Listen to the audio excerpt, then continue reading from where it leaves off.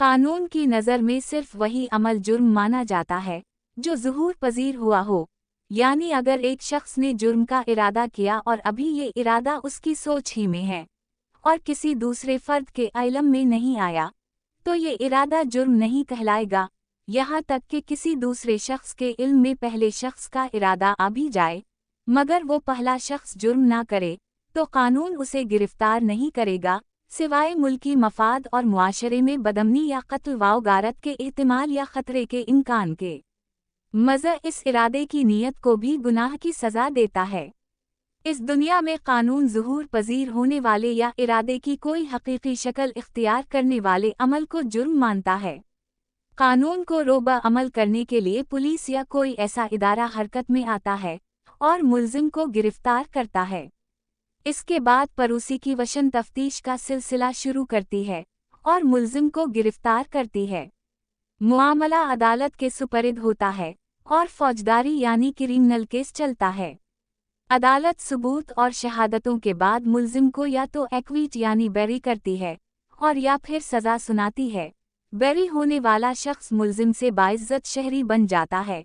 जो दरहकीकत झूठे इल्ज़ामात की बना पर गिरफ्तार हुआ था, मुआशरे में बतौर मुल्ज़िम के बदनाम हुआ था, इसके बावजूद कि वो परामन और बाइज्जत शहरी था। ताहम अगर अदालत उसे सज़ा सुनाती है तो वो मुल्ज़िम से मुजरिम बन जाता है।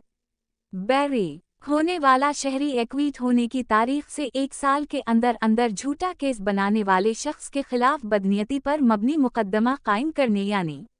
मलिशियस प्रोसिक्यूशन कायम करने या जारी रखने और फिर अदालत से बाइज्जत एक्विट होने की बुनियाद पर हतक इज्जत का मुकदमा दूसरे फरीक और पुलिस के खिलाफ फाइल कर सकता है, मगर ज़रूरी ये है कि एक्विट यानी बेरी होने के फैसले को या तो अपील में ना ले जाया गया हो और या फिर अपील खारिज हो गई हो, ख्वाह वो अपील पहली हो या दूसरी।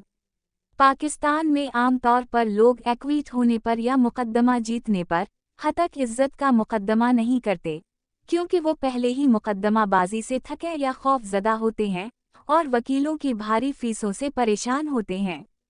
इसलिए लोगों में और पुलिस जैसे इदारों में झूठी FIR दर्ज करने और झूठे दीवानी और फौजदारी मुकदमे कायम करने का आम रिवाज है।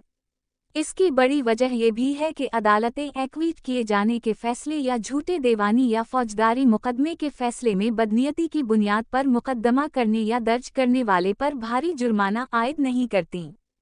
चुनाचा बदनीयती की बुनियाद पर मुकदमा बाजी चलती रहती है। बाज़ औक़ात दोनों फरीक़ैन एक दूसरे पर झूठे मुकदमे कायम करते हैं ताकि एक दूसरे पर कानून के दबाव को जारी रखा जा सके। ज़रूरी ये है कि एक्विट होने वाला फरीक या जीतने वाला फरीक, अगर अपील ना की गई हो और या अपील में जीत से हमकनार हवा हो, तो खुद ट्रायल कोर्ट मुखालिफ फरीक पर भारी जुर्माना आयद करे।